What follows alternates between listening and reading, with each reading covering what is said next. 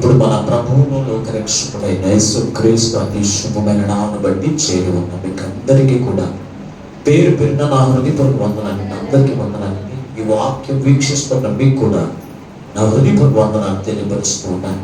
దేవుని మహాకృపలో మరొక పర్యాయము, మరొక నూతనమైన నెలలో మొదటి ఆదివారంలోనికి దేవుడు మనందరినీ నడిపించి ఇటు రీతిగా దేవుని స్తుతించడానికి, దేవునితో సహవాసము చేయడానికి, దేవుని మాటలు వినడానికి ప్రభు మనకిచ్చిన కృప కొరకే మనం ఎంతగానో ప్రభువుని బట్టి స్తుతించబద్ధులమై ఉన్నాం.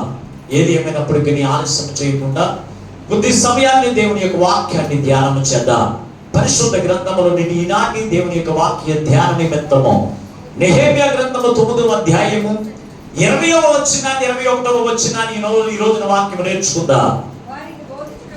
వారికి బోధించుటకు నీ ఉపకారాత్మను దయచేసితివి, నీవిచ్చి ఉన్న మన్నాను ఇయ్యక మానలేదు, వారి దాహమునకు ఉదరమిచ్చితివి. నిజముగా అరణ్యములో వారికి ఏమీ తక్కువ కాకుండా 40 సంవత్సరములు వారిని పోషించితివి. వారి వస్త్రములు పాతకిలలేదు, వారి కాళ్ళకు వాపులు రాలేదు. చిన్న ప్రార్థన చేసుకుందాం. మహోన్నతుడా, మహాగణుడమైన మా తండ్రి, మీకు వందనాలు స్తోత్రా. ఎంతవరకు పాటల ద్వారా, నీ వాక్యము ద్వారా, స్తుతి ఆరాధన ద్వారా నీ నామమునకు మహిమ తెచ్చుకున్నా. కొద్ది సమయం నీ విలువైన వాక్యమును ధ్యానం చేస్తూ ఉండగా చేరి ఉన్న ఈ మాటలు వింటున్న ప్రతి వారిని చూస్తున్నారు తండ్రి. మా అందరికి కావలసిన నీ మాటలు మీ పక్షంగా నిలబడి దాసుడు వడ్డిస్తూ ఉండగా నీ దాసుని ఆత్మతో నింపి మాతో మాట్లాడమని యేసునందు ప్రార్థించి వేడుకొనుచున్నాము పరమ తండ్రి, ఆమేన్. దేవునికి స్తోత్రం. అందరూ బిగ్గరగా దేవునికి స్తోత్రం. హల్లెలూయా. ప్రభునందు అత్యంత ప్రియమైన దేవుని బిడ్డారా, చదవబడిన వాక్య భాగముల నుండి ఈ రోజున ప్రభు మనతో మాట్లాడుతున్నటువంటి వాక్యపు మాట, దేవుడు సిద్ధపరిచిన ఆహారమును భుజిస్తున్నావా లేకపోతే నువ్వు వేరేది ఆశిస్తున్నావా అనే మాట ఈ రోజున ప్రభు మనతో మాట్లాడుతూ ఉన్నారు. ఎందుకంటే ఇశ్రాయేలు ప్రజల గురించి ఇక్కడ చక్కని మాటలు అక్కడ రాయించాడు. ఇశ్రాయేలు ప్రజలు ఐగుప్తు దేశములో 430 సంవత్సరంలో కఠినమైన బానిసత్వము చేసి ఆ బానిసత్వముతో నలిగిపోతూ ఆ బాధల నుంచి, ఆ యొక్క బానిసత్వం నుంచి విడిపించే నాగులు లేక దేవునికి మొర పెట్టుకుంటే దేవుడిని యెహోవా మోషేని పంపించి వారిని విడిపించాడు. విడిపించిన తర్వాత దేవుడు వారికి ప్రత్యేకమైన ఆహారమును సిద్ధపరిచాడు. ఏమి ఆహారం అంటే ఇక్కడ చదవబడిన వాక్య భాగంలో 3 ఆహారములు సిద్ధంగా ఉన్నాయి. ఒకటి, నీ ఉపదేశించు ఆత్మ, నీకు ప్రయోజనకరమైన ఉపదేశముని కలిగించిన ఆత్మను నీకు ఇచ్చాను అన్నాడు. రెండవది, పరలోక సంబంధమైన మన్నా. మూడవది, ఉదరము, అంటే 3 రకాల ఆహారమును వారికి ఇచ్చాడు. ఉదరము అనగా ప్రవహించు నీరు, లేకపోతే పరలోకము నుంచి పంపించు నీరు.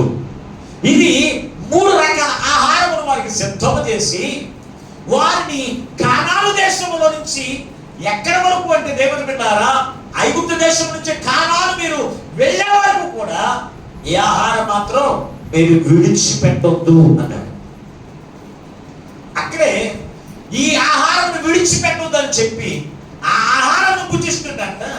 వారు 40 సంవత్సరములు వారు నడుస్తూ ఉన్నారు ఈ ఆహారం భుజించి, కానీ వారికి కాళ్ళంట వాపులు రాలేదు అన్నాడు. దేవుడు సిద్ధపరిచిన ఆహారం మనకు భుజిస్తే మనకి కాళ్ళు వాసిపోము, బలసిపోము, అలాగే బలహీనులు మనము కాలేము. మనం అలాగే కాకుండా మనము కొన్ని ఆహారాల మీద ఆశ కలిగి ఉంటాం.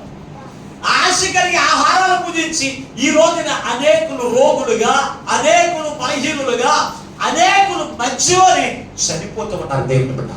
అందుకే కదా ఈ రోజున ప్రభు మనతో మాట్లాడుతూ ఉన్నాడు.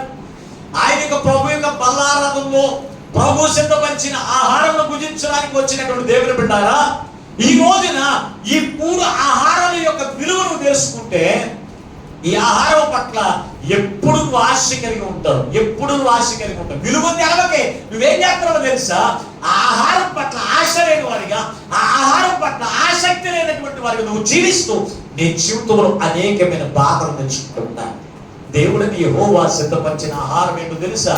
ఈ 3 ఆహారంలో మొట్టమొదటిగా మనం చూస్తే, ఒకటి మీకు ప్రయోజనకరము ఉపకార ఆత్మను మీకు ఇచ్చాను అన్నాడు.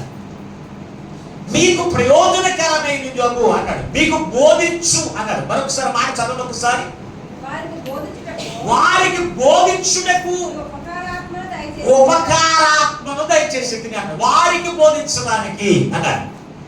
దేవుని ఆత్మ మనకి ఏం చేస్తుందంటే ఉపదేశాన్ని కలగజేసి మనకి ప్రయోజనం కలిగించేదిగా ఉంది. ఈ ఉపకారాత్మను దేవుడు మనకు దయచేశాడు. ఇదే నెహెమీయా గ్రంథము 9వ అధ్యాయం 30వ వచనంలో మీరు చూడగలిగితే అక్కడ కూడా చక్కని మాట రాశాడు. చదవండి ఒక్కసారి. నీవు అనేకమైన సంవత్సరములు వారిని ఓర్చి నీ ప్రవక్తల ద్వారా నీ ఆత్మ చేత వారు వినకపోతే కాగా నీవు ఆయా దేశంలో ఉన్నటువంటి జనుల చేతికి వారిని అప్పగించితివి. అయినను నీ వారిని నాశనం చేయకుండా బొత్తిగా వారిని విడిచిపెట్టలేదు అన్నాడు. చూడండి, ఒకటి దేవుడు మనకి బోధించడానికి ఉపకారాత్మ ఇచ్చాడు. దేవుడు బోధించిన బోధ దేవుని మాటలు, దేవుని వాక్యమై ఉన్నది. దేవుని బిడ్డ, దేవుని వాక్యము, ఆ వాక్యము కూడా మనకి ఏమై ఉన్నది తెలుసా? ఆహారమై ఉన్నది. వాక్యము కూడా మనకి ఏముంది? ఆహారమై ఉన్నది. వాక్యమును ఆహారముగా భావించకుండా ఈ రోజు ఏం చేస్తున్నారు తెలుసా? ఆ వాక్యము కొరకు ఆకలి లేని వారిగా, ఆ వాక్యము కొరకు ఆసక్తి లేనటువంటి వారిగా జీవిస్తున్నారు. అయితే దేవుని వాక్యం ఇక్కడ ఏమని చెప్తుంది తెలుసా? అంటే ఇదిగో నీవు అనేకమైన సంవత్సరాల నుంచి ఓర్చి ఇదిగో నీ యొక్క ప్రవక్తల ద్వారా దేవుని మాటలు వారికి పంపించగా వారు ఏం చేశారంట? వినకపోతిరి అన్నాడు. వినకపోతిరి అంటే దేవుని వాక్యములో ఇశ్రాయేలు ప్రజలను ఐగుప్తు దేశంలో నుంచి విడిపించిన తర్వాత దేవుడు వారికి సెలవిచ్చిన మాటలు తెలుసా? మీరు నా వాక్యమును విని శ్రద్ధగా విని ఆ మాట చెప్పుడు మీరు చేస్తే ఈ దీవులన్నీ మీకు ప్రాప్తిస్తాయి అని దేవుని యొక్క వాక్యములో ద్వితీయోపదేశకాండం 28వ అధ్యాయం అంతా కూడా అలాగే రాశారు. అయితే ఇశ్రాయేలు ప్రజలంట దేవుని వాక్యమును వినక్కదంట, వినే మనసు కూడా ఉంది. దేవుని యొక్క వాక్యమును వినే మనసు లేదు. ఆయన ఏం చేస్తాడంటే ఎప్పుడు పంపిస్తున్నాడంట? తెల్లవారకుండానే కలిగిన సేవకులను దేవుని యొక్క వాక్యం చేత నీ యొద్దకు పంపించి నీకు బోధిస్తూ ఉంటే అది నాకు ఉపయోగం లేదు అన్నట్టుగా ఆ వాక్యము కొరకు నువ్వేం చేస్తున్నావు? ఆసక్తి లేని వారిగా ఉంటున్నావు, ఆశ లేనటువంటి వారిగా ఉండిపోతున్నావు. దేవుని బిడ్డారా, ఈ వాక్యము కొరకు ఆసక్తి లేకపోయినప్పుడు, ఈ వాక్యము కొరకు ఆకలి లేనప్పుడు అంట ఇశ్రాయేలు ప్రజలను దేవుడు ఏం చేశాడు తెలుసా? ఆయా జనులకు అప్పగిస్తేనంట వారిని ఏం చేశారు? వారిని బాధపరచగా వారి నాశనము కాకుండానట్లు బొత్తిగా వారిని విడిచిపెట్టలేదు అన్నాడు. దేవుని వాక్యము పట్ల ఆకలి లేకపోతే, దేవుడి యొక్క వాక్యము పట్ల శ్రద్ధ లేకపోతే దేవుడు మనల్ని ఒక్కసారి విడిచినట్లు నిన్ను విడిచిపెడితే ఏమైపోతుంది తెలుసా? నీకు శత్రువు కాచుకుని కూర్చున్నాడు. సాతాను ఎవరిని బాధించుందినా, ఎవరిని బ్రింగుందినా అని కాచుకుని కూర్చున్నాడు. ఒక్కసారి దేవుని యెహోవా నిన్ను విడిచిపెట్టకుండా విడిచిపెడితేనే నీవు అనేకమైన శ్రమలు, అనేకమైన బాధలు పడిపోతూ ఉంటే ఆయన ఆ బాధలు చూసైనా నా వాక్యము పట్ల, నా మాట పట్ల శ్రద్ధ కలిగి ఉంటారు, ఆకలి కలిగి ఉంటారని చెప్పి ఆయన ఎదురు చూస్తున్నాడంట. దేవుడు అయినను మీరు బొత్తిగా వినకపోతిరి అన్నాడు దేవుని వాక్యం. దేవుని వాక్యం అంటే ఆయన ఆత్మచేత సేవకుల ద్వారా దేవుడు మనకు అందించే మాటలండి. ఆ మాటలు ఎటువంటివో తెలుసా? అవి నీకు ప్రయోజనకరమైనవి. అపోస్తలుడైన పౌలు తిమోతికి రాసిన 2వ పత్రిక 3వ అధ్యాయంలో మీరు చూడగలిగితే దైవజనుడు యుద్ధ సన్నద్ధుడై ఆయన ఉపదేశించుటకును శిక్ష చేయుటకును ఆయన వాక్యము ఏమైంది తెలుసా? ఆత్మ ఆవేశంతో కలిగిన ప్రతి ఒక్క బోధ కూడా నీకు ప్రయోజనకరమై ఉన్నది అంటున్నాడు అక్కడ. చదవన మాట ఒకసారి. దైవజనుడు యుద్ధ సన్నద్ధుడై ప్రతి సత్కార్యములు చేయుటకును 17 వచ్చిన 16 17 వచ్చినదా చదవండి.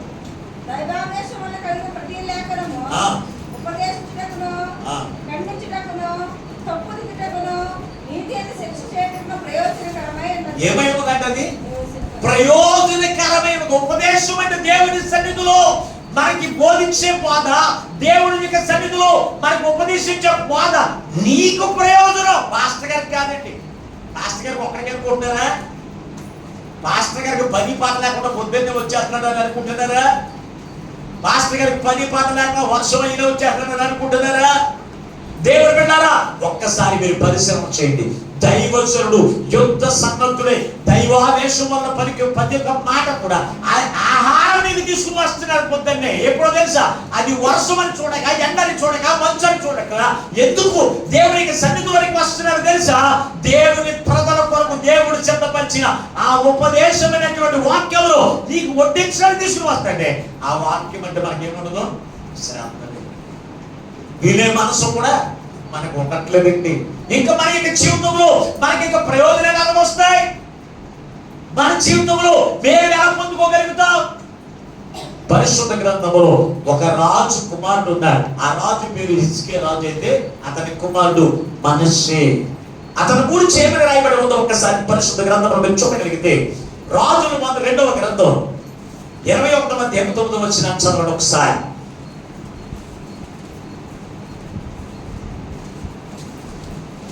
రాజును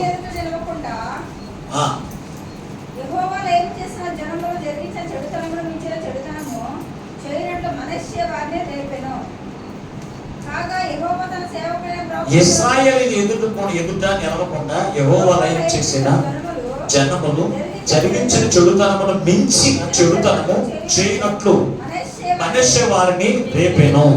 కాగా యెహోవా తన సేవకుడైన ప్రవక్తల ద్వారా ఇలాగూ చలవించెను. ఏంటంట? యోధారాజైన మనష్షే ఈ హేయమైన కార్యమును చేసి చాలండి, ఇంక వదిలేసేయండి. ఇక్కడ కాగా యెహోవా తన సేవకులైన ప్రవక్తల ద్వారా ఎలాగూ సెలవిచ్చెను. చెడు నడత నడుస్తూ ఉన్న జాగ్రత్త, నీ పాపం నీకు శిక్ష అనుభవిస్తావని చెప్పాడు. హిజ్కియా రాజు దేవుని యందు భయభక్తులు కలిగి దేవుని మాట చొప్పున చేసిన వాడు ఎవరో తెలుసా? హిజ్కియా చక్రవర్తి. అయితే అతని కుమారుడు మనష్షే ఏం చేస్తాడు తెలుసా? తన పితరులు చేసినటువంటి చెడుతనము కంటే, చెడు నడత కంటే భయంకరమైన చెడు నడత నడుస్తూ యోధా ప్రజలందరినీ కూడా చెడు మార్గంలో నడిపించేటువంటి వాడిగా ఉన్నాడంట. అటువంటి ప్రవర్తన కలిగిన జీవితంలో జీవిస్తూ ఉంటే దేవుడిని యెహోవా ప్రవక్తలను పంపిస్తున్నాడు. ఎవరు పంపిస్తున్నాడు? ప్రవక్తలను పంపించి, ఒరే అబ్బాయి, నువ్వు చెడుతనం నడుస్తూ ఉన్నావు, చెడు మాటలు మాట్లాడుతున్నావు, చెడు ప్రవర్తన జీవిస్తూ ఉన్నావు, జాగ్రత్త. నువ్వు చేస్తున్న ప్రతి ఒక్క పనికి ప్రతిఫలం పొందుకుంటూ జాగ్రత్త అంటేనంట. నువ్వు నాకు చెప్పేది అన్నట్టుగా దేవుని మాటలు లెక్క చేయకుండా, దేవుని మాటలు బట్టి తన హృదయం సరి చేసుకోకుండా తన ఇష్టం వచ్చినట్లు నడిచాడంట. తన ఇష్టం వచ్చినట్టు నడిస్తే దేవుడిని యెహోవా అష్షూరు రాజు చేతికి అప్పగిస్తాడంట. అతని యొక్క ముక్కుకి కట్టేసి ఏం చేస్తాడంటే ఉక్కు సంఖ్యలతో నడి వీధిలో కుక్కని ఈడ్చుకునేటువంటి పరిస్థితి అతనికి వచ్చిందంట. అప్పుడు అనుకున్నట్ట, ఆ రోజున ప్రవక్తలు చెప్తే నేను నమ్మలేదు, ప్రవక్తల మాటలు నేను లెక్క చేయలేదు, ప్రవక్తలు చెప్పుతున్న మాట దేవుడు నాకు పంపించిన ఆహారం నేను గ్రహించుకోక ఆ వాక్యం లెక్క చేయకుండా నేను జీవించాను కనుక ఈ శ్రమ నా మీదకి వచ్చిందని తెలుసుకుని మళ్ళా అతను మళ్ళా అయ్యా దేవా నన్ను క్షమించున్నాయి నన్ను దేవునికి ప్రార్థన చేస్తే దేవుడు మళ్ళా అష్షూరు రాజు యొక్క చేతిలో నుంచి మళ్ళా విడిపించి యెరూషలేముకు పంపించి యోధా ప్రజలకు మళ్ళా రాజుగా చేశాడు. దేవునికి స్తోత్రం. దేవుని మాట ఈ రోజున చాలా మందికి లెక్క ఉండట్లేదండి. దేవుని మాట విడిచిపెట్టి తిరుగుతూ ఉన్నప్పుడు, దేవుని మాట విడిచిపెట్టి ప్రవర్తిస్తూ ఉన్నప్పుడు, దేవుని మాట విడిచిపెట్టి నీకు ఇష్టం వచ్చినట్టు జీవిస్తూ ఉన్నప్పుడు తన వాక్యము ద్వారా దేవుడు నీతో మాట్లాడుతుంది. ఈ బోధ చాలా మందికి నచ్చదండి. నచ్చుతుందా? పాపం చేసేవాడికి నచ్చదు. నచ్చుతుందా? జ్వరం వచ్చింది నీకు. జ్వరం వచ్చినప్పుడు నువ్వు ఎవరి దగ్గరికి వెళ్తావు? డాక్టర్ గారి దగ్గరికి వెళ్ళినప్పుడు డాక్టర్ గారు మందులు రాసిస్తాడు. ఆ మందులు వేసుకుంటే నువ్వు తగ్గుతుందని చెప్తాడు. అయితే నువ్వు మందులు కొనుక్కు తెచ్చుకుని ఇంటి దగ్గర తలకాడ పెట్టుకుని పడుకుంటే జ్వరం తగ్గిపోద్దా? ఏం చేయాలి మనం? అవి ఏమేమి ఏం చేయాలి? మింగాలి. మింగితే సరిపోద్దా? కడుపులోకి వెళ్ళిన వాళ్ళు కొంతమంది గొంతులో చూసేస్తారు. నీకు జ్వరం తగ్గిపోద్దా? అది చేదుగా ఉంది కదని చెప్పి నువ్వు టాబ్లెట్ వేసుకుని మానేస్తున్నావా? మాట్లాడకండి. టాబ్లెట్ తీయగా ఉంటుందా? కొన్ని బిళ్ళలు తీయగా ఉంటాయి, అవి సంపడించేస్తారు. కొన్ని అన్ని బిళ్ళలు కూడా ఇంచుమించు ఎలా ఉంటాయి? చేదుగా ఉంటాయి. అలాగే మానేస్తున్నావా? ఎందుకు మానట్లేదు? నీ కడుపులో ఉన్న జబ్బు పోవాలి అంటే ఆ టాబ్లెట్ మింగాలి. ఆ టాబ్లెట్ లోపల అన్వయించుకోవాలి, అరిగించుకోవాలి. మూసేసినంత మాత్రం, కట్టేసినంత మాత్రాన్ని నీ జబ్బు పోదాం. అలాగే దేవుని మందిరానికి బైబిల్ అనేటువంటి టాబ్లెట్ కొనుక్కుని నువ్వు ఇంటి దగ్గర తెచ్చుకుని తలగాడ పెట్టుకుంటే నీకున్నటువంటి జబ్బులని పోతాయనుకుంటున్నావా? టాబ్లెట్ అనేటువంటి వాక్యము అది నీవు పాపము చేస్తున్నప్పుడు, పాపము జీవిస్తూ ఉన్నప్పుడు అది నీ నోటికి, నీ హృదయానికి చేదు కనిపించవచ్చు, కానీ అది నీ హృదయంలోకి చేర్చుకునేవారిగా ఉండాలి. ఆ యొక్క మాటలు నువ్వు అన్వయించుకుని ఏం చేయాలి తెలుసా? నీ కడుపులో, నీ హృదయంలో ఉన్న జబ్బును తొలగించుకుంటేనే నువ్వేమైపోతావు తెలుసా? బాగుపడతావు. లేకపోతే మనకి ఏమవుతాయి తెలుసా? బాధలు, శ్రమలు వస్తాయి. దేవుని వాక్యం అంటే శ్రద్ధ లేకపోతే, దేవుని వాక్యాన్ని మన హృదయంలోని చేర్చుకునే మనసు లేకపోతే మనకి ఏమవుతుందో తెలుసా? ఒకసారి మన శుద్ధ గ్రంథంలో చూస్తే ఇర్మియా గ్రంథం 25వ అధ్యాయం 4వ వచనంలో చక్కని మాట అక్కడ రాయబడి ఉంచండి ఒకసారి. ఇర్మియా గ్రంథం 25వ అధ్యాయం 4-5 వచనాలు మీరు చూడగలిగితే చక్కని మాట రాయబడి ఏంటంట? మీ చేతి పనుల వలన నాకు పాపము పుట్టించకూడనట్లు నేను మీకు ఏ బాధయో కలగజేయకూడనట్లును అన్య దేవతలను ఆచరించుడయు, వాటిని పూజించుడయు, వారికి నమస్కారం చేయుటయు అని మీరందరూ మీ చెడ్డ మార్గమును, మీ దుష్ట క్రియలను విడిచిపెట్టి తిరిగిన యెడల యెహోవా మీకును మీ పితరులకును నిత్య నివాసముగా దయచేసిన దేశంలో మీరు నివసించుడికే చెప్పుటకై యెహోవా పెందల కడ లేచి ప్రవక్తలైన తన సేవకులందరినీ మీ యొద్దకు పంపుచు వచ్చినను మీరు వినకపోతిరి. వినుటకు చెబుతారండి. మందిరకు వచ్చిన వాడు అంతా దేవుడు మాట్లాడటా చెబుతారా? నిద్రపోవడానికి మనసొక్కుతారు. కుర్చీలో ఉంటాయి, అందంగా కూర్చుంటారు, చేరబడతారు, చేతులు కూడా బరువు ఉండదు. ఏమవుతుంది? వినడానికి ఏం చేయాలి? ఏ మొక్కాలంట? పక్కోడి ఇంటికారే, నీ పక్కోడి గురించి ఎవరైనా చెప్తున్నారు, నిద్ర అవుతుంది నీకు? అర్ధరాత్రి నిద్ర. ఆ పక్కింటి సంగతులు, ఆ ఇంటి సంగతులు, పుల్లగోర గురించి, ఆ గురించి చెప్తూ ఉంటే నాకేదో చెప్పు సరిగ్గా చెప్పు. సోది మాటలు వినడానికి నీవు చెవులొక్కుతావు తప్ప ఏ మాటలు వినడానికి? దేవుని మాటలు వినడానికి నువ్వేం చేయట్లేదంట. అందుకే అంటాడైనా, నా మాటలు విని నా మాటలు వినకయు మీరు బాధలు పడకుండాట్లు, నా మాటలు వినకయు మీరు శ్రమలు పడకుండాట్లు, మీ దుష్కార్యములు, మీ దుష్ట ప్రవర్తన విడిచిపెట్టినట్లు నా సేవకులందరినీ పెద్దల కల లేచి, రే అబ్బాయి నువ్వు ఎంతసేపు పడుకుంటావు, రేలా నా ప్రజల దగ్గరికి ఆహారం పెట్టు అని పంపుతూ ఉంటే మనం ఏం చేద్దాం?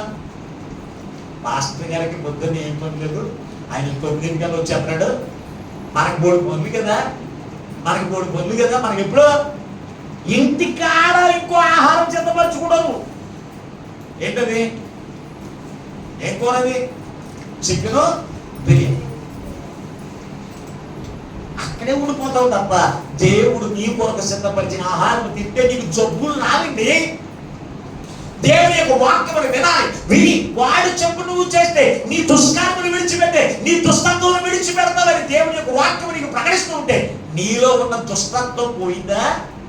విడిచిపెట్టారా? టాబ్లెట్ వేసుకుంటే జ్వరం పోతుంది, అవునా లేదా? టాబ్లెట్ వేసుకుంటే జ్వరం పోతుంది, టాబ్లెట్ వేసుకుంటే షుగర్ పోతుందా? మాట్లాడగలిగిందా? షుగర్ పోతుందా? అది తగ్గుతుంది కానీ మళ్ళీ ఏం చేస్తుంది? మళ్ళీ పిల్లలు వేసుకుంటేది కానీ మళ్ళీ ఏమో తింటే వచ్చా. ఈ లోకంలో ఉన్న వాళ్ళందరూ షుగర్ పేషెంట్లు లాగానే ఉన్నారు. మందిరానికి వెళ్ళేవాళ్ళు దేవుని మందిరానికి వెళ్ళినప్పుడు అనుకుంటారు నేను ఏ పాపం చేయకూడదు. మళ్ళీ ఇంటికి వెళ్ళిన తర్వాత నీ దుష్ట బుద్ధి మానట్లేదు. నీ దుష్ట బుద్ధి మానట్లేదు. అవి మానతామని దేవుని సరికి మనం ఎందుకు రావాలో తెలుసా? నీ దుష్టత్వాన్ని, నీ దుర్మార్గాన్ని విడిచిపెడతామని పొద్దున్నే పెందనగానే లేచి, ఓ పాస్టర్ గారు ఎంతసేపు నిద్రపోతాం ఎలా చేయరా అని ఆయన వాక్యమును ఆయన ఆత్మ నుంచి పంపిస్తూ ఉంటే మనము దేవుని పంపించిన సేవకులు మా దగ్గరికి వస్తున్నారు అనేటువంటి భయం మనలేదండి. వస్తాడు, వద్దు ఆయన ప్రార్థన చేసుకుపోతాడు. మన మాత్రం ఇంటి దగ్గర పడుకుందాం, ఇంటి దగ్గర జోల పాటలు ఆడుకుంటూ టీవీ సీరియల్ చూసుకుంటూ నిద్రపోదాం అనేటువంటి చూపుతారు. మరి దేవుడు మన కొరకు చెత్తపరిచిన ఆహారం మనం మిస్ అవ్వద్దు అనే ఆలోచన లేకపోతే, బాధలు శ్రమలు రాకపోతే మనకి ఏమవుతాయి? పైకి ఏమంటా తెలుసా? నేను దేవుళ్ళో ఉంటాను కానీ ఈ బాధ ఏంటి, ఈ కష్టాలు ఏంటి అంటే, నువ్వు దేవుని మాట ఎప్పుడైనా విన్నావా? విని ఆ మాట ప్రకారం ఎప్పుడైనా చేసావా నీ జీవితంలో? లేదు. నీకు ఇష్టం వచ్చినట్టు నువ్వు జీవిస్తావు, నీకు ఇష్టం వచ్చినట్టు ప్రవర్తిస్తావు. నామకార్థంగా మందిరానికి వచ్చి నువ్వు మళ్ళీ వెళ్ళిపోతే నీ దుష్టక్రియకి నీ జీవితం నువ్వు జీవిస్తావు ఉంటే దేవుడు నీ జీవితంలో ఏం చేయాలి? దేవుడు చేయాలా? దీవులన్నీ చేయాలి. ఎత్తాడు. ఎప్పుడు ఎత్తాడు? ఆయన మాటలు శ్రద్ధగా విని ఆ మాట ప్రకారం చేస్తే ఈ దీవులన్నీ నీకు ఇస్తానన్నాడు. అబద్ధమేనా మాట? నీవు అబద్ధికుడు, అబద్ధము మాటలు మాట్లాడుతున్నావు. నేను దేవుల్లో ఉన్నానని చెప్పుకుంటున్నావు తప్ప దేవుల్లో ఉండి ఆయన మాట చెప్పు నువ్వు చేస్తున్నావా? ఆయన ఆహారం ఏంటిది? ఆయన ఎవరు సిద్ధపరచడం తెలుసా? ఆహారం సిద్ధపరచడం ఏమి తెలుసా? వాక్యాహారం. ఏమంటాడు 3వ అధ్యాయంలో? నీ వాక్యము నాకు దొరకగా నేను తిని తృప్తి చెందిన వాడినైతే. నీ వాక్యము నాకు దొరకగా నేను తిని తృప్తి చెందిన వాడినైతే. ఈ వాక్యము గురించి వేచారు తెలుసా? ఆశ కలిగిన వారిగా ఉండాలి, ఆకలి కలిగినటువంటి వారికి ఉండాలి. మొట్టమొదటిగా రెండో మాటలోకి వెళ్ళిపోవడం, కొత్తకి వెళ్ళిపోవడం ఉంది వాక్యాన్ని. రెండో మాట ఏంటో తెలుసా? పరలోక సంబంధమైన మన్నా. ఈ మన్నా ఎవరు సిద్ధపరిచాడంటారు? నిర్గమకాండం 16వ అధ్యాయము 16 వచనం చదవండి. నిర్గమకాండము 16వ అధ్యాయము 16 వచనం. మోషే మీరు తినుటకు యెహోవా ఇచ్చిన ఆహారము. చాలండి. మీరు తినుటకు యెహోవా ఇచ్చిన ఆహారము. మన్నా అంటే ఇది మనుషులు ఉండిందా? ఇది ఎవరిచ్చారు? ఇశ్రాయేలు ప్రజలను ఐగుప్తు దేశంలో నుంచి విడిపించిన తర్వాత వారికి మొట్టమొదటిగా ఉపదేశమును బోధించే ఆత్మనిస్తే రెండవ ఆహారం ఏమైనదో తెలుసా? రెండవ ఆహారం ఏమైనదో తెలుసా? పరలోక సంబంధమైన మన్నా. ఈ మన్నా ఎలా ఉంటుంది అంటే ఆకారంలోనేమో ఎలా ఉన్నదని కొద్దిమీర గింజల వలె ఒక ఆకారం. చూడడానికి దాని కలర్ ఎలా ఉంటుంది తెలుసా? మంచు వలె ఉంటుంది అంట. ఎలా ఉంటుంది? కలర్ ఎలా ఉంటుంది? మంచు వలె ఉంటుంది. ఆకారం ఎలా ఉంటుంది? కొత్తిమీర గింజ. కొత్తిమీర గింజలు అంటే ఎలా ఉంటాయి? ధనియాలు. ఇక్కడ ఎంతనాలు వేసేవాడు బాగా తెలుసు, దేవుని చూస్తూ ఉంటాం. హల్లెలూయా. ధనియాలు ఎలా ఉంటే అలా ఉంటుందండి. ఇది పొద్దున్నే వెళ్ళి ఇశ్రాయేలు ప్రజలు ఏం చెప్పి దేవుడు పంపించిన ఆహారం అని తెల్లారకున్నది వెళ్ళిపోయి అది కూర్చుకోకపోతే ఎండొంది ఏమైపోతుంది తెలుసా? కరిగిపోతాయి. కరిగిపోతే కనుక ఏం చేయాలి? పొద్దున్న లేచి కూర్చుకునేవారు. కూర్చుకుని ఆ ఆహారం ఆ రోజంతా తినేవారు. మరి ఉదయానికి ఇది పాడైపోతుంది, లేకపోతే కరిగిపోతే లేకపోతే పురుగులు పడుతుంది.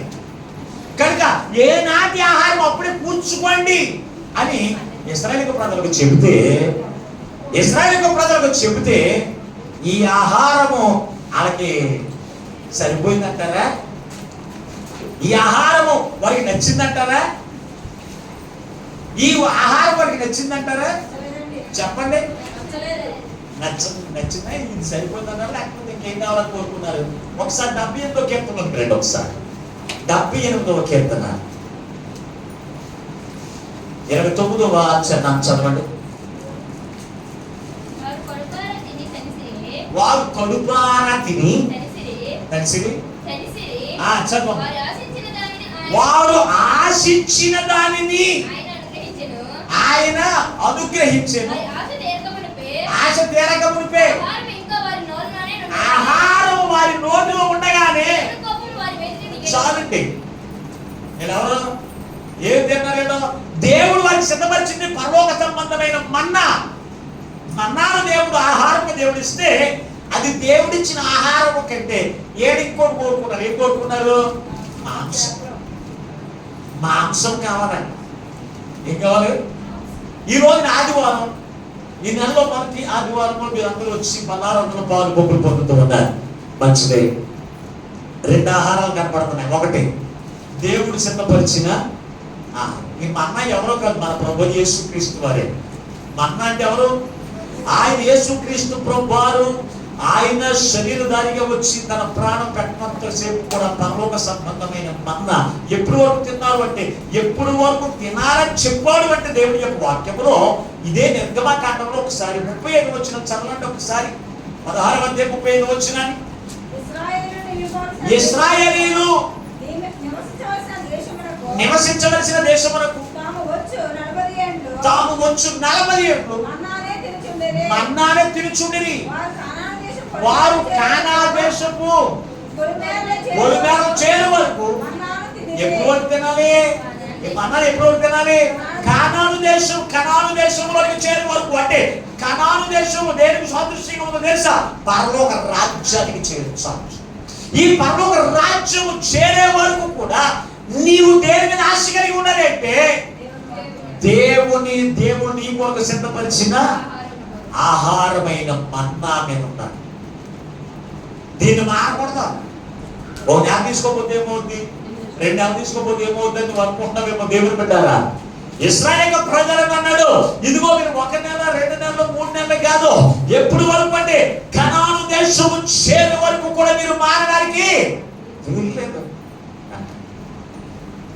అయితే ఇశ్రాయేలు ప్రజలు అంటే ఆశించారంటే ఏం ఆశించారు? మాకు మాంసం కావాలి. అయ్యా ఏం కావాలి? మాకు మాంసం కావాలని. ఈ రోజున ఈ పునరుద్ధాన దినంలో 2 ఆహారాలు కనపడుతున్నాయి. ఒకటి దేవుడు సిద్ధపరిచిన ఆయన యొక్క శరీరము, అలాగే లోకమునికి సిద్ధపరిచిన లోకంలోని కనపడుతున్న మాంసం. పెళ్ళి ఉంది. ఆ పెళ్ళి గురించి ఏముంటారు? యాక మాంసం, చికెను, బిర్యానీ ఉంది. దేవుని మందిరంలో పరలోక దేవుడు సిద్ధపరిచిన విందు ఉంది. ఇప్పుడు దేని మీద ఆశ ఉంటుంది? చెప్పండి. ఇప్పుడు ఇక్కడ ఉన్న వాళ్ళు దేవుడు సిద్ధపరిచిన ఆహారం మీద ఆశ ఉంటుందా? దేని ఆశ ఉంటావు నువ్వు?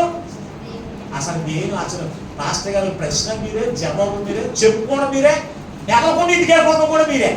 నేను మాత్రం వచ్చి వెళ్ళిపోవడం. అదైనా మీరు రమ్మంటే ఒకతో రాకుంటే మానేస్తాం ఇండోయి అన్నట్టుగా చూస్తున్నారు మీరు. దేవునికి స్తోత్రం. 2 ఆహారాలను ఎందుకు దేవుడు పెట్టాడు? ఈ 2 ఆహారాల్లో దేని మీద నువ్వు ఆశ కలిగి ఉంటావు? ఎవరమ్మా? పాస్టర్ గారు ఆ కుమార్తె ఆగిపోండి, నీ మాట పడుతున్నాను. ఇప్పుడు దేని మీద నీ మనసు ఉంటుంది? ఇప్పుడు దేని ఆశ ఉంటుంది చెప్పండి. చాలా అమ్మదని చెప్తున్నారు. నిజమేనా? మరి ఆదివారం పక్షులతో కనపడతారు అప్పుడు వేరా? దేవునికి స్తోత్రం. ఎంత భక్తి పొరలేండి, ఎంత భక్తి పొరలేండి. ఈ రోజున ఒక పక్కన చికెన్ బిర్యానీ కనపడుతూ ఉంటే, మటన్ బిర్యానీ కనపడుతుంటే, ఒక పక్కన దేవుడు సిద్ధపరిచిన ఆహారం కనపడుతూ ఉంటే నువ్వు దేన్ని ఆశపడుతున్నావు? ఇశ్రాయేలు ప్రజలు దేని మీద ఆశ ఉంది తెలుసరికి? దేవుడు సిద్ధపరిచిన ఆహారంగా రోజు తినేది. కానీ ఏం కావాలి? మాంసం కావాలండి, ముక్కలు కావాలండి అన్నారు. వెళ్ళు ఆ ముక్కలు ఓరిగా తీసుకొని తింటమే. ఒక రోజు కాదు, నెల పాటు ఎంత లోతు నుంచో తెలిసిన మాంసం వాళ్ళకి 2 మోరల లోతు అంట. 2 మోరల లోతు అంటే ఎక్కడి వరకు? మొన్నది కాదు, 2 మోరల లోతు అని రాయబడి ఉంది. మోర్ అనగా అడుగున్నారా అంటే 3 అడుగులు లోతు ఉందంట. 3 అడుగుల లోతు పూరేళ్ళ పెట్టలు పంపిస్తే ఈయన కాలెంత మాంసం, అడిగేంత మాంసం, ఎక్కడ చూసిన మాంసం. ఒక్కొక్కరు పిలిచి తెరితే మాంసం చేపలే కనపడతాయి. నేను తెచ్చుకోవద్దు అంటే వీళ్ళకి ఆదివారం తెచ్చుకుని ఒక కూర తింటే సరిపోతే వీళ్ళకే. ఎప్పుడు తినాలి వీళ్ళకి? మొక్క లేకపోతే ముద్ద దిగదండి మాకు అని బ్యాచ్ ఉంటారు. ఇటువంటి వాళ్ళకి మాంసము కూర, ఏట మాంసము, చేపల కూర కనపడితే ఆగుతారా? దేవుడి మందిరంలో ఏం లేదు, చేపల కూర, మాంసం కూర దొరకదండి. ఇక్కడికి వెళ్తే బిర్యానీ దొరుకుతుందండి. పరిగెత్తుకుని ఫ్యామిలీ దగ్గర మళ్ళీ మంచి కూరలో, మంచి మాంసం కూర 4-5 రకాల మాంసాలు ఉండేది ఏం చేస్తారు? కట్నం పెట్టేది 100 రూపాయలైనా ఫ్యామిలీ బ్యాగ్ వెళ్ళిపోతాం. అవునా? దేవుడి మందిరంలో అయితే దేవుని కొరకు సిద్ధపరిచిన ఆహారం కొరకైతే ఒంటరి దానులు నేనయ్యా, నేను ఒంటరి, ఏమంటారు? ఒంటరి వాడే 1000 మంది అన్నావు, నేనున్నాను లే భయపడకు అన్నావు. నేను ఒక్కడే 1000 మందిని అనుకోడు ఆయన అని ఏం చేస్తా? ఒక్కనే వస్తా. మిగిలిన వాళ్ళందరినీ ఏం చేస్తా? ఒరే నువ్వు అక్కడికి వెళ్ళు, ఒరే నువ్వు అక్కడికి వెళ్ళు అని వాళ్ళకి పనులు పోవాయించి నువ్వు ఒక్కదానిలో వచ్చేస్తావు. దేని గురించి? ఇది దేవుడు సిద్ధపరిచిన ఆహారం కనుక, నేను బాప్తిసం తీసుకున్నాను కనుక, నేను వెళ్ళి తినాలి కనుక నేను వెళ్తున్నాను, లేకపోతే నేను మీతో వచ్చేది ముక్కలు తింటాకే అనే బ్యాచ్ ఎక్కువ ఉంటారు. దేవుని బిడ్డారా, ఆలోచన చేయండి. వీళ్ళు ఆ మాంసం తిని కాళ్ళు వాపులు తెచ్చుకున్నాడు. కాళ్ళు వాపులు ఎక్కువ ఎవరికొత్త తెలుసా? ఎవరికొత్త? కిడ్నీలు సరిగా పనిచేయనోడు. మీరు గమనించండి, కిడ్నీలు సరిగా పనిచేయని వాళ్ళకి కాళ్ళు ఏమవుతాయి? మరి దేవుడు సిద్ధపరిచిన ఆహారం తిన్న వారికి వారు కాళ్ళు వాయలేదు అన్నాడు. అక్కడ కాళ్ళు వాయలేదు అన్నాడు. మరి ఈ రోజున దేవుడు మన కొరకు మాంసాహారాన్ని దేవుడు సిద్ధం చేయలేదు. దేవుడు సిద్ధపరిచాడు, శాకాహారాన్ని సిద్ధం చేశాడు. కానీ మనం ఆశించడం ఏం ఆశించడం? ఆ మాంసం కూర కనపడితే, ఆ చేపలు కనపడితే మన మనసంతా కూడా ఏమైపోతే అసలు నోరు ఊరిపోతాయి. ఈ రోజున అలాగని చెప్పేసి ఇంటి దగ్గర పప్పుసారి కట్టి ఈ రోజున పిల్లలకి ఎలా ఉంటుందో తెలుసా? పిల్లలు ఏమన్నారు తెలుసా? ఏమన్నారు? చదవండి పరిశుద్ధ గ్రంథంలో ఉంటారు మాట. ఒకసారి సంఖ్యాకాండము 21వ అధ్యాయంలోకి రండి. సంఖ్యాకాండము 21వ అధ్యాయం 5-6 వచనాలు చదవండి. కాగా ప్రజలు దేవునికి మోషేకు విరోధముగా మాట్లాడి, దాని ముందు వచ్చినది రండి ఒకసారి. వారు మార్గాయాసము చేత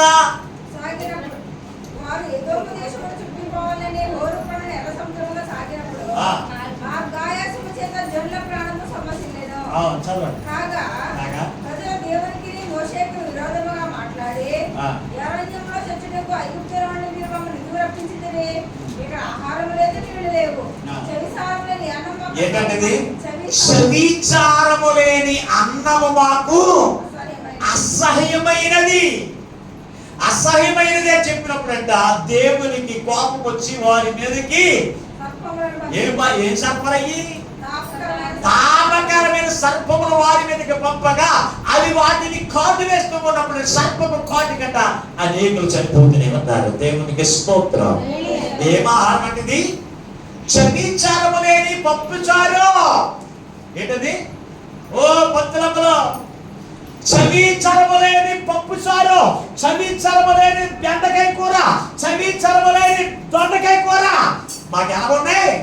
అసహ్యం. ఈ కూర ఉండేవా అని చెప్పి విసిరేసాడు. పిల్లలేరా అట్లాంటే ఈరోజు పిల్లలకి భోజనం అన్నం తిన్నట్టు ఏమంటున్నారు? ఏమంటారు చెప్పండి. మరి నోరు తెరిచి చెప్పండి అమ్మా, మీ పిల్లలు ఏమంటారు చెప్పండి, మా పిల్లలు కాదు. ఏమంటున్నారు? అన్నం తినండి అంటే ఏమంటారు ముందు? ఓ సంధ్య, నాగశ్రీ ముందు ఏ కూర అంటారు. ఏ కూర అనగా నువ్వేం చెప్పాలి? చిక్కులు అన్నదనుకో పరిగెత్తుకుని వస్తారు. అదే పొప్సారంటే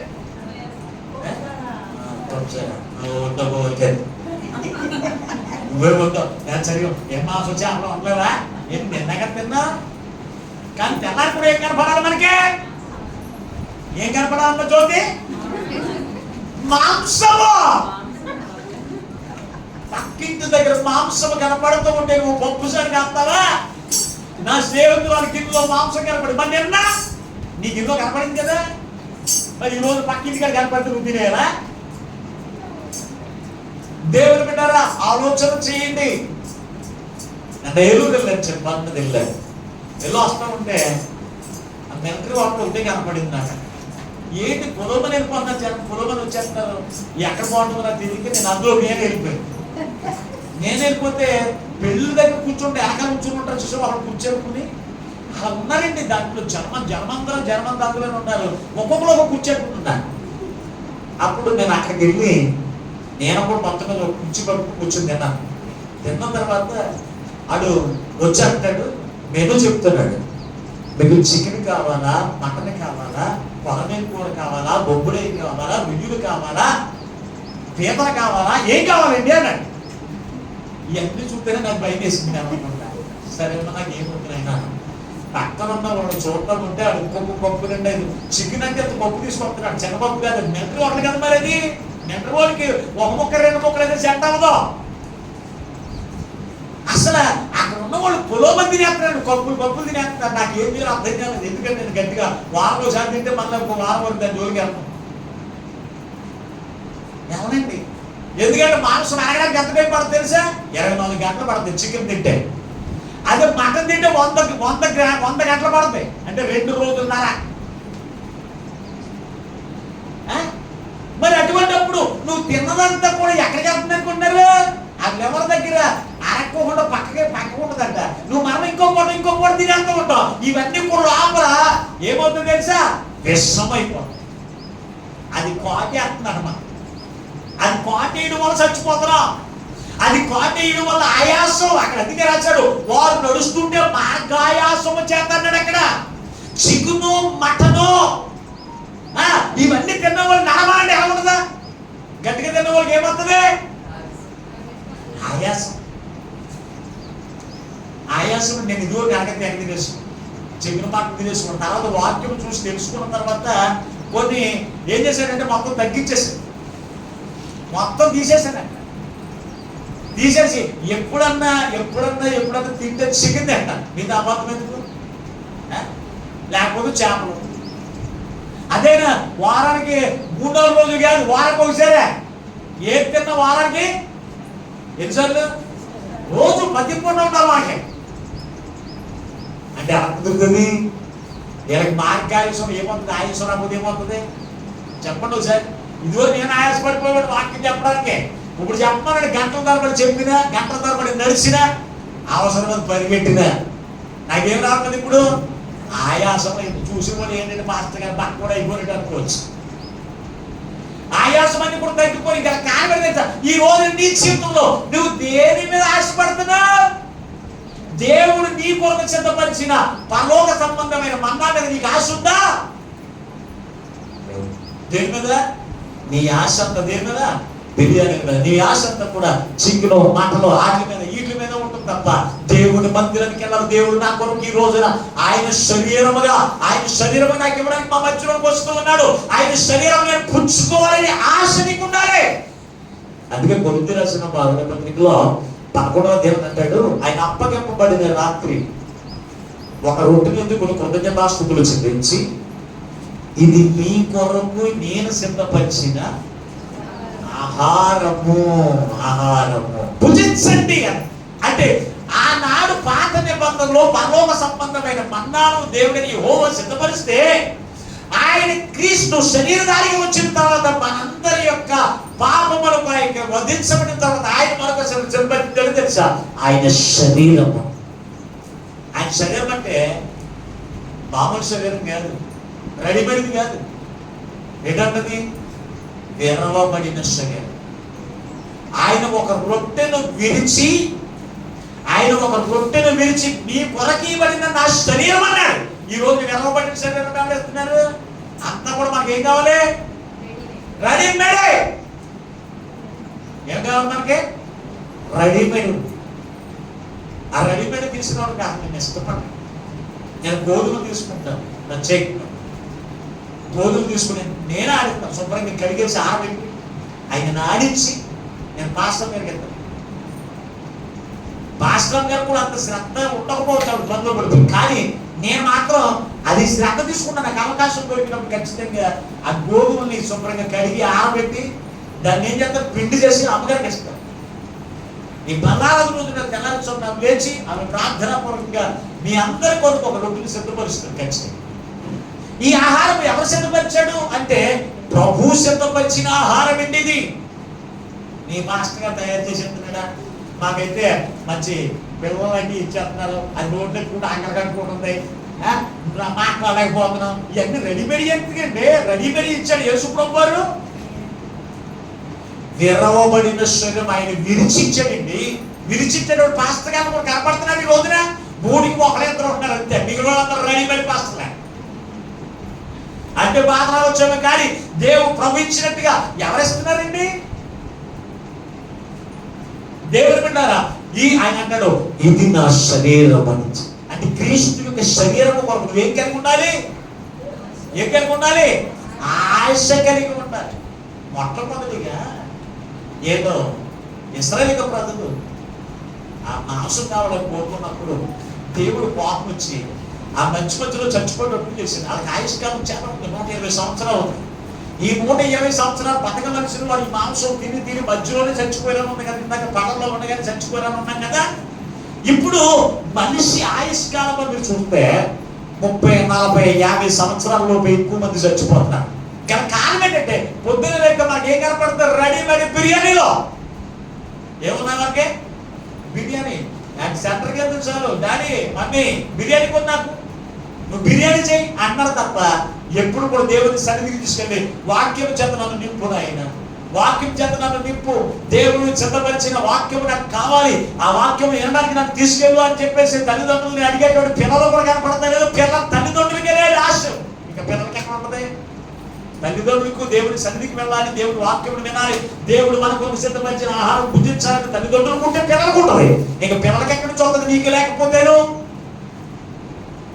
ఇది నా శరీరం, దీన్ని భుజించు, నేను వచ్చి పర్యంతం అన్నాడు. అక్కడ 40 సంవత్సరాలు అయితే కానాను దేశం చేరే వరకు అంటే ఇక్కడేమన్నాడు?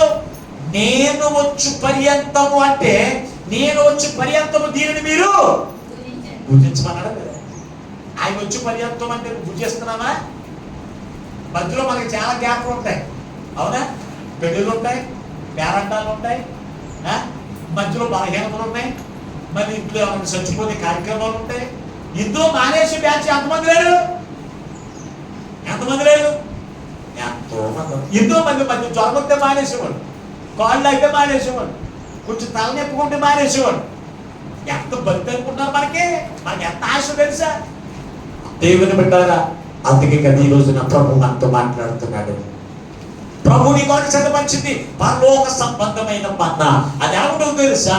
నూనె వలె ఉంటుందంట, మధురమైనది. అది మధురమైనది. ఆహారం ఎవరికి నచ్చలేదు?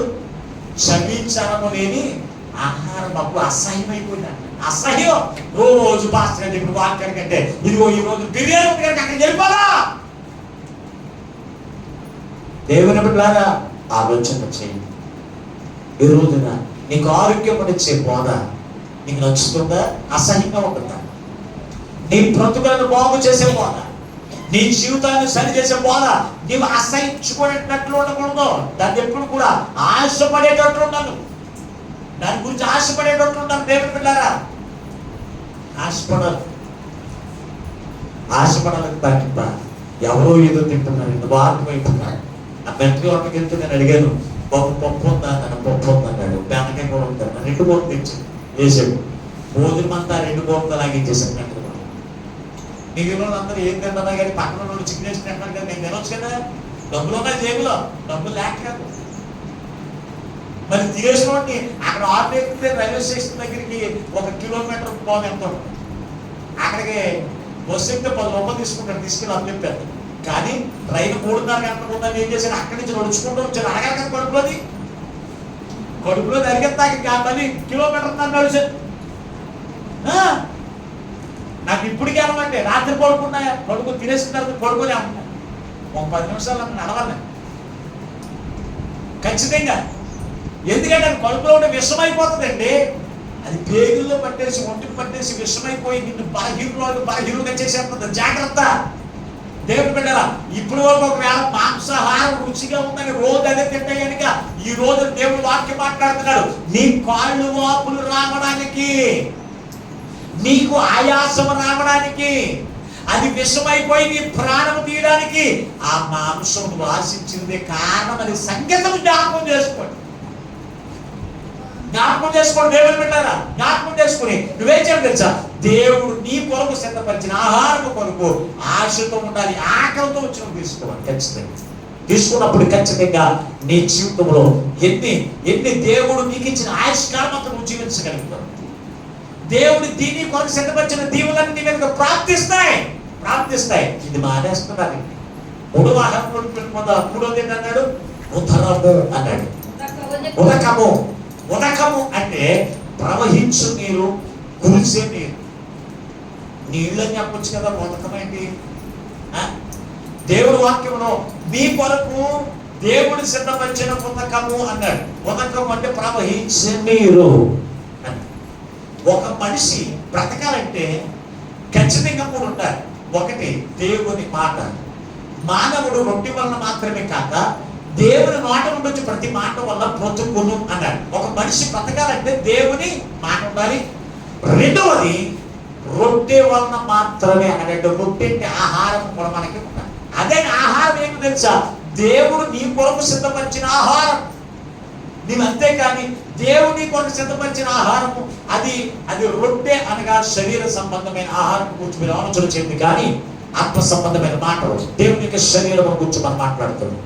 మూడవది నీరు. నువ్వు భోజనం తిన్న తర్వాత ఏం కావాలి?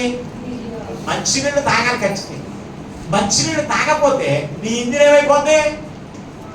ఏమైపోతే పాడైపోతే.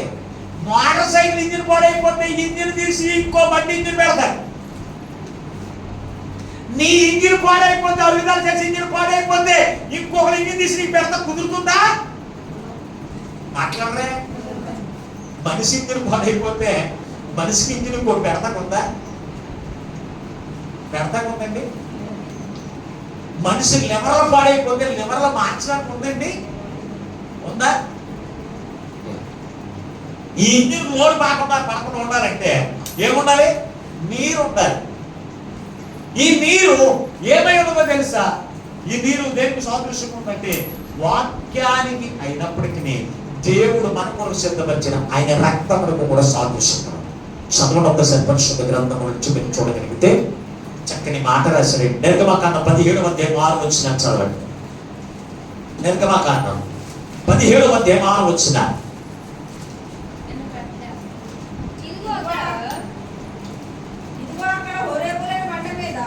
హోరేబు కొండ మీద బండ మీద నీకు ఎదురుగా నిలిచేదను. నీవు ఆ బండను కొట్టగా ప్రజలను త్రాగుటకు దానిలోని నీరు బయలుదేరును. ఎక్కడి నుంచి బయలుదేరుతుంది? బండలో నుంచి. ఇంకా కొరింథీయులకు రాసిన మొదటి పత్రికలు ఉంటాయి. కొరింథీయులకు రాసిన మొదటి పత్రిక 10వ అధ్యాయం 4వ వచనం. అందరూ ఆత్మ సంబంధమైన ఒకే పానీయమును పానం చేసి తమను వెంబడించిన ఆత్మ సంబంధమైన బండలోనిది త్రాగిరి. ఆ బండ క్రీస్తే. దేవునికి స్తోత్రం. ఇక్కడ ఇశ్రాయేలు ప్రజలకు వారికి ఆహారం కావలసినప్పుడు ఆహారం ఇచ్చాడు. ఆహారం తిన్న తర్వాత ఏం కావాలి? మంచి నీళ్ళు తాగాలి. నీళ్ళు కావాలని ఆయన అడిగారు దేవుడిని. దేవుడు అడిగినప్పుడు అన్నాడు, ఆ కొండను చూపించి ఆ కొండను కొట్టు అన్నాడు. ఓసారి కొండతో మాట్లాడమన్నాడు, ఓసారేమో కొండనే కొట్టమన్నప్పుడు ఈ కొండని మొత్తం మీద కొండలో కొట్టినప్పుడు ఆ బండలో నుంచి నీళ్లు బయలుదేరెను అన్నాడు. అక్కడ చదివిన వాక్యం ఎక్కడి నుంచి బయలుదేరి అంటారు ఈ నీళ్లు? ఎక్కడి నుంచి? వాటర్ ట్యాంక్ నుంచా? మాట్లాడితే ఫిల్టర్ స్టేషన్ నుంచా? నీళ్ళు ఎక్కడి నుంచి బయలుదేరుతున్నాయి? ఎక్కడి నుంచి? బండలో నుంచి బయలుదేరేటువంటి నీరు మనకి మంచిది. ఈరోజు మన నీళ్ళు ఏం తాగుతున్నా? చర్చిలో భోజనాలు పెట్టినా యాంటీ ఫిల్టర్ వాటర్ తేవచ్చు కదండి. ఫిల్టర్ వాటర్ ఎలా తయారవుతుందో తెలుసా నీకు? అసలు ఫిల్టర్ వాటర్ ఎలా తయారవుతుందో తెలుసా? ఫిల్టర్ వాటర్ ముందు ఏం చేస్తారో తెలుసా? కొన్ని పనికిరాలు వేసి మురికెంత పోయినట్టు చేస్తారు మొట్టమొదటి. రెండోది ఏం చేస్తారో తెలుసా? ఒక కెమికల్ బాటిల్ ఆ నీటిలో డ్రాపులు పడేటట్టు పైన పెడతారు. పైన పెట్టడానికి ఒక చిల్లు ఉంటుంది. ఆ చిల్లు ద్వారా కెమికల్ అందులో పడుతూ ఉంటుంది. ఈ ఫిల్టర్ నీటిలో పడినప్పుడు ఈ నీరంతా కూడా ఎలా మారిపోతుంది తెలుసా? ఒక టేస్ట్ అంటే తీపిగా ఉన్నట్టుగా కనపడుతుంది. ఫిల్టర్ వాటర్ తాగిన వాళ్ళు మామూలు నీళ్ళు తాగితే ఎలా ఉంటుంది తెలుసా? సప్పగా ఉంటాయి. అయితే ఈ సప్పగా ఉన్న నీళ్ళు చిచ్చి నాకు వద్దు అంటారు. ఈ తీగ ఉన్న నీళ్ళు ఫిల్టర్ వాటర్ ఇంకో గ్లాసు తాగుతారు. ఆ నీళ్ళన్నీ లోపలికి వెళ్తాయి, రక్తంలో కలిసిపోతాయి. తర్వాత ఎముకలను చూపించి ఎముకలన్నీ అరిగిపోతూ ఉంటాయి. నేను నడవలేకపోతున్నాను అంటావు తప్ప ఫిల్టర్ వాటర్ రావడం మాత్రం నువ్వు నడవలేకపోయినా నడిచేవాడు ఫిల్టర్ నీళ్ళు తీసుకురావు. నీకు ఎవరా ఫిల్టర్ నీళ్ళు తీసుకురావు తప్ప నువ్వు మామూలు నుంచి బండలో నుంచి వచ్చింది పరలోక సంబంధమైన నీరు. దేవుడు నీకు ఆకాశం నుంచి కురిపించే నీళ్లు నీకు పనికి రావు. పనికొస్తాయా? చిచ్చే ఎవరు తింటారు ఎవరు తాగుతారు అంటారు. మీరు అంటారా? ఇక్కడ మేము అన్నమాట వాళ్ళు చెప్పండి ఒకసారి. మేము ఫిల్టర్ వాటర్ కాకుండా దేవుడే నాకు పంపించిన నీళ్లు తాగుతున్నాం అన్నవాడు చేతులు ఎత్తాను. ఇక్కడ ఉన్నవాడు చాలా మంచిది. అదే చేతిలో లైన్లో ఉండాలి, తెప్పకూడదు. మనం ఆ నీళ్లు మనకి ఇంకొకసారి వదిలేసి. ఉప్పు దేని నుంచి తయారవుతుంది? ఉప్పు ఎక్కడి నుంచి తయారవుతుంది? సముద్రపు అంటే పరలోకం నుంచి కురిసిన నీరు వల్ల సముద్రం నీరు ఉంటుంది. ఈ నీరు ఎండగట్టి ఉప్పు తీసుకుని వస్తున్నాడు. అవునా? ఉప్పు కళ్ళు వేస్తే ఎంత అన్నవాళ్ళు ఇప్పుడు చేద్దాం. కళ్ళు ఏది ఇప్పుడు సగం దింపు. ఇప్పటికి చాలా మంది ఇప్పుడు అంతా రెడీమేడ్ క్వాలిటీలు వచ్చిన తర్వాత సాల్ట్ ప్యాకెట్ ఎట్టండి. ఏ ప్యాకెట్ కావాలంటే సాల్ట్ వల్లే ఏమవుతున్నాయి? బీపీలను షుగర్లో నీకు వస్తాయి. నీ భర్తకు ముందు వచ్చేది నీ బాగా నువ్వు చేసే డాక్టర్కి నీకన్నా ముందు ఏమవుతాయి? నీ భర్తకే వచ్చేస్తాయి. నువ్వు బాగానే ఉంటావు. బీపీ షుగర్ ఇదేని బట్టి దేవుడు నీ కొరకు సిద్ధపరిచిన నీరు సరిపోదు. సాల్ట్ ప్యాకెట్ అంటే అందులో కెమికల్ కనిపిస్తాను నీకు. అది రుచికరంగా ఉంటుంది అంటే అది ఎలా ఉంటుంది? రుచికరం. ఈ ఉప్పు వేసుకుంటే ఎలా ఉంటుంది? రుచికరం. ఇది ఎంతనే కానీ వంటలు రావంటే అలాగే. సాల్ట్ ఎంతనే కానీ వంటలు రాని కాళ్ళు ఇప్పుడు రెడీ మేడే. దేవుని పెట్టారా? దేవుడు అందుకే ప్రభు మనతో మాట్లాడుతున్నాడు. ఏమన్నాడు తెలుసా? ఈ బండ క్రీస్తే అన్నాడు. ఈ బండ ఎవరు? క్రీస్తే. అంటే పరలోకం నుంచి నీరు ఎక్కడి నుంచి వస్తుంది? క్రీస్తులో నుంచి బయలుదేరి లోకానికి వస్తుంది. మనం అనుకుంటాం దేవతలు పంపిస్తున్నా దెయ్యాలు పంపిస్తున్నా అనుకునేటువంటి భక్తులు ఉంటారు. మన శుక్రవారం వాక్యంలో నీవు దేవునికి భయపడమంటే దేవునికి భయపడేటప్పుడు చేశాడు. ఎవరన్నా తెలుసా? నినివే పట్టణం యొక్క ప్రజల యొక్క చింతలోకి వెళ్తున్నాడు యోనా. వాడ ఇక్కడ దర్శించి పట్టణం వెళ్తున్నవారు వాళ్ళందరూ తమ దేవతలకి అయ్యా వర్షం ఆపే ఈ గాలితో పని ఆపే ప్రార్థన చేశారు. దేవతలకి చేస్తే ఎవరు ఆపలేకపోయారు. అప్పుడు దేవుడు ఒక్కసారిగా సడన్ గా ఆపిన తర్వాత వీళ్ళందరూ కలిసి యెహోవాకు భయపడి దేవునికి ప్రార్థన చేసి మొక్కుబడి చేసి దేవునికి బొల్లర్పించాడని ఉంది వాక్యం. అంటే ఈ నీరు పంపించండి దేవుడా అని అప్పుడు తెలుసుకున్నాడా? ఈ రోజున ఎప్పటికీ కొడుకు తెలుసుకోలేకపోతే ఎక్కడి నుంచి నీరు వస్తుంది? తెలుసా? దేవుడు క్రీస్తు అనేటువంటి బండలో నుంచి నీరు మన దగ్గరికి పంపిస్తున్నాడు. అవి మనకేమిటి తెలుసా? ఆరోగ్యమును కలిగించే నీరే. ఆరోగ్యమును కలిగించే నీరు. ఈ నీరు తాగేవాడు ఎలాగైపోతావు తెలుసా? ఒక్కసారి పరిశుద్ధ గ్రంథం నుంచి మీరు చూడగలిగితే కీర్తనకారుడు 114వ కీర్తన 8వ వచనం, 114వ కీర్తన 8వ వచనం చదువు త్వరగా. ఆయన బండను నీటి మడుగుగాను, చెకుముకి రాతి బండను నీటి ఊటలుగా. బండల్ని ఎలా చేస్తాడండి ఈయన? బండలు ఎలా చేస్తాడు? నీటి మడుగులుగా ఓట్లుగా చేసేస్తాడండి. బండ అంటే ఎవరు? ఇప్పుడు చెప్పండి. ఆయన క్రీస్తు బండ అయితే మనమేమై ఉన్నాం? ఆయన బిడ్డలు మనమేమై ఉన్నాం? ఆయన బిడ్డలు మనమేమై ఉన్నాం? క్రీస్తు ఏమో బండ, మనమేమై ఉన్నాం? మాట్లాడరే చెప్పండి. మనమేంటి? మనము కూడా బండలమే. ఆ బండ వేరు, ఈ బండ వేరు. బండలు ఒకటే కాదు, ఒకటే తెల్లగా ఉంటుంది, ఒకటే నల్లగా ఉంటుంది. ఈ బండ వేరు. ఈ బండలంట ఆయన అంటున్నాడు బండలను నీటి ఊటలుగా చేస్తానంట. ఈ క్రీస్తు యొక్క శరీరము తీసుకున్నటువంటి దేవుని బిడ్డారా, క్రీస్తు యొక్క శరీరం తీసుకున్న నీవు నీటి ఊటగా మలచబడ్డావా? చెప్పండి. ఇంకా నీవు కఠినంగానే ఉన్నావా? ఈ రోజు నా ప్రభు శరీరం తీసుకుంటాను కానీ కఠినమైన మనసు పోతుందండి. నేను ఇంతే, నేను ఎవరు చెప్పినా ఎన్నో, నేను మూర్ఖుడిని, నేను మూర్ఖురాల్ని. అసలు మాట్లాడటానికి అసలు ఎంత సిగ్గుపడం తెలుసా దేవుని పెట్టు. ఆ మాట్లాడాలంటే ఆ చూసి నేను సిగ్గుపడతాను. దేవుని సన్నిధికి వెళ్ళి ప్రభు యొక్క శరీరక్తాలు తీసుకుంటూ నేను బండనే, నేను మూర్ఖురాన్నే, నేను మూర్ఖుని అంటారు చూసావా? అటువంటి వాడు చూసి నేను సిగ్గుపడతానండి. ఎందుకు తెలుసా? మనం ఎలా మారిపోవాలన్నాడు?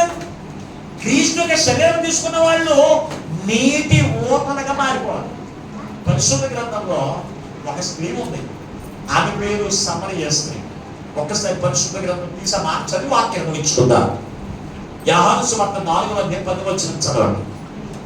యోహాను సువార్త 4వ అధ్యాయం 10వ వచనాన్ని. అందుకు యేసు, నీవు దేవుని వరమును నాకు దాహమునికి ఇమ్మని నేను అడుగుచున్నవాడు ఎవడో అది ఎరిగి ఉంటే నీవు ఆయన అడుగుదువు, ఆయన నీకు జీవజలములను ఇచ్చును. 14వ వచనం చదవండి. నేను ఇచ్చు నీళ్లు త్రాగువాడు ఎప్పటికీ తప్పుకొనడు, నేను వారికి ఇచ్చిన నీళ్లు నిత్య జీవమునకు వారిలో ఊరిని నీటి ముక్కలుగా మారిపోతారు. తెలుసా? ఇక్కడ యేసుక్రీస్తు ప్రభు జీవము ఓటైతే ఆయనలో నుంచి వచ్చిన నీరు మనం తాగితే మనము కూడా ఎలా మారిపోతామో తెలుసా? నిత్య జీవమునకు సంబంధించిన నీరు. ఆయన యొక్క శరీరంలో రక్తం అంటే, ఆయన రక్తం అంటే దేనికి సంబంధించింది తెలుసా? నిత్య జీవమునకు సంబంధించిన నీరు. ఈ నీరు తీసుకున్నటువంటి సమరయ స్త్రీ ఎంతక ముందు ఎపించారు. ఏ కుటుంబం నాశనం అయిపోతే నాకెందుకు అని వారి భర్తను ఇంట్లోనికి పిలిచి అతనితో కాపురం చేసి, మళ్ళీ ఇంకో భర్తను పిలిచి అతనితో పాపం చేసి, మళ్ళీ ఇంకో భర్తను పిలిచి ఇలాగో కాపురం చేసి ఇలాగ వ్యభిచారం చేసే మూర్ఖులు ఎవరు తెలుసా? ఈ సమరయ స్త్రీ. ఈమె యేసు ప్రభు దగ్గరికి వచ్చింది. ఆయన ఇచ్చిన నీరు ఆయన తీసుకున్న తర్వాత, నేను ఇచ్చిన నీరు తీసుకుంటే నువ్వు ఎప్పుడు తప్పుకొనవు, నువ్వు తీసుకున్నాడు. ఆయన నీరు తీసుకున్న తర్వాత ఇవి ఎలా మారిపోయి తెలుసా? ఈమెలో ఉన్న కఠినత్వం అంతా కూడా పోయి జీవజలం అంతా ఆమెలో ప్రవహించి ఈ జీవజలాన్ని సమరయ గ్రామానికి తీసుకెళ్ళాలి. అందరికి కూడా ప్రవహింపజేసి యేసు ప్రభువుని దగ్గరికి తీసుకొచ్చి దేవునికి స్తోత్రం.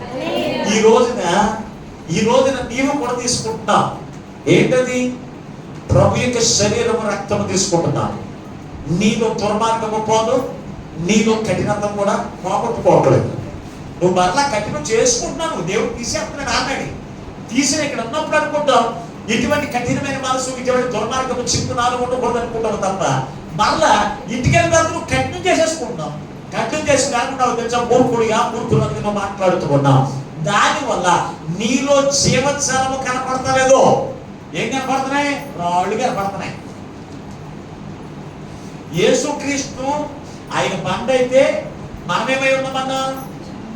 బండలో మనం మంచిదే. ఆయన జీవజలపు ఓటైతే నీవేమై ఉన్నావు? ఇప్పుడు చెప్పండి. ఆయన బండ అంటే నువ్వు బండ, ఆయన జీవజలపు ఓటైతే నీవేమై ఉండాలి? జీవజలపు ఓటలాగా ఉన్నాయి నీ మాటలు. నువ్వు మాట్లాడితే ఎలా ఉండాలి? ఎదుటి వారికి పాపం తగ్గిపోవాలి, ఎదుటి వారికి పగ తగ్గిపోవాలి, ఎదుటి వారికి పాపం చేసే ఆలోచనలు తగ్గిపోవాలి. నువ్వు మాట్లాడుతున్నావు, నువ్వు మాట్లాడితే ఎదుటి వారికి సమాధానం రావాలి, ఎదుటి వారికి సంతోషపరచాలి. అంతేకాని నీ నాలుక వల్ల, నీ మాటల వల్ల ఎదుటి వారి కుటుంబాలు కూల్చివేయడం కాదు, ఎదుటి వారి కుటుంబాన్ని కాల్చివేయడం కాదు, ఎదుటి వారి కుటుంబాల్లో చిచ్చులు పెట్టడం కాదు. ఎలా ఉన్నారు తెలుసా? జీవజలపు ఓట వలె ఉన్నవా, లేకపోతే బండలాగా అగ్ని వలె ఉన్నవా? ఒకసారి ఆలోచన చేయండి. అగ్ని వలె ఉన్న ఆలోచన చేసి ఈ రోజున ప్రభు నీతో మాట్లాడుతున్నాడు. ఆయన విందులోనికి వచ్చిన దేవుని పెట్టారు. ఆయన నీ కొరకు సిద్ధపరిచిన విందు ఏంటో నీకు తెలుసా? ఒకటి, ఆయన ఉపదేశము, వాక్యము, బోధ. రెండోది, ఆయన నీ కొరకు సిద్ధపరిచిన ఆయన శరీరం. మూడవది, ఆయన రక్తం, ఆయన రక్తం, ఆయన నీరు. ఈ మూడు ఆహారాలు నీకు ఇవ్వడానికి యేసుక్రీస్తు వారు ఆయన లోకంలోని శరీరం కలిగి వచ్చి నీ కొరకు నా కొరకు ఆయన గాయపరచబడి ఆయన శ్రమను గురించి మన పాపములన్నిటి నుంచి కూడా విడిపించి ఆయనే నీకు గొప్ప శరీరం సిద్ధం చేశాడు. ఆయన శరీరం భుజిస్తున్నావు, ఆయన రక్తమును తాగుతున్నావు, ఆయన వల్ల నువ్వు జీవిస్తున్నావా? లేకపోతే కనుక ఎంతవరకు ఆయన రూపము, ఆయన క్రియలు, ఆయన ఆలోచన నీలో లేకపోతే, ఆయన మాటలు నీలో లేకపోతే, ఆయన ఈ భోజనం ద్వారా, ఈ విందు ద్వారా ఆయన వలె రూపము మారి ఆయన ఆనందించేటువంటి వారి ఉండడానికి ప్రభు ఈ రోజు నీతో మాట్లాడుతుండగా నిన్ను నువ్వు సిద్ధపరచుకుని పరలోక రాజ్యానికి వారసునిగా ఉండండి. అట్టి కృపవాక్యం ఉన్న పరిశుద్ధాత్మ దేవుడు ఈ మాటలు వింటున్న బిడ్డలందరికీ అనుగ్రహించునుగాక. ఆమేన్. ప్రార్థన చేసుకుంటా, తన వంశకి ప్రార్థన చేసుకుంటా. ప్రభు మనతో మాట్లాడిన ప్రతి మాటను బట్టి దేవ ఈ రోజున మా మధ్యలో దిగొచ్చి వచ్చి మాతో మాట్లాడవు యేసయ్యా. ఇంతవరకు నీ విందు అంటే ఏంటో మీకు తెలియక, ఆ విందు యొక్క ప్రభావం ఏంటో మాకు తెలియక మేము జీవిస్తున్న అందరితో మాట్లాడాం. ఈ రోజునయ్యా ఈ విందు కొరకు మేము ఆశ కలిగి, ఆకలి కలిగి అయ్యా ఆ విందులో మేము పొగలు పొందుతూ మా బ్రతుకంతా, మా బ్రతుకు కాలం అంతా ఆ విందులో పాలు పొందుతూ అయ్యా నీతో కలిసి విందులో పాలు పొందే భాగ్యం మాకు దయచేయమని ఎవరికి వారి ప్రార్థన చేయండి. మమ్మల్ని శాశ్వతమైన ప్రేమతో ప్రేమించి మా కొరకు ప్రాణం పెట్టిన యేసయ్య మీకు వందనాలు, స్తోత్రాలు. ఎంతవరకు నీ అమూల్యమైన మాటలు చెడ్డ మాతో మాట్లాడాలి. ఎంతమంది మాటలు ఏ బిడ్డకు వ్యర్థములు విడిచిపెట్టకుండా ప్రతి హృదయంలో నీరు కట్టి ఫలింపచేయడం మా ప్రభువును రక్షకుడైన యేసునామమున ప్రార్థించి వేడుకొనుచున్నాము పరమ తండ్రి. ఆమేన్. దేవుడు మిమ్మల్ని అందరిని దీవించును గాక. ఆమేన్. మీకు అందరికీ మరొకసారి నా హృదయపూర్వక వందనాలు.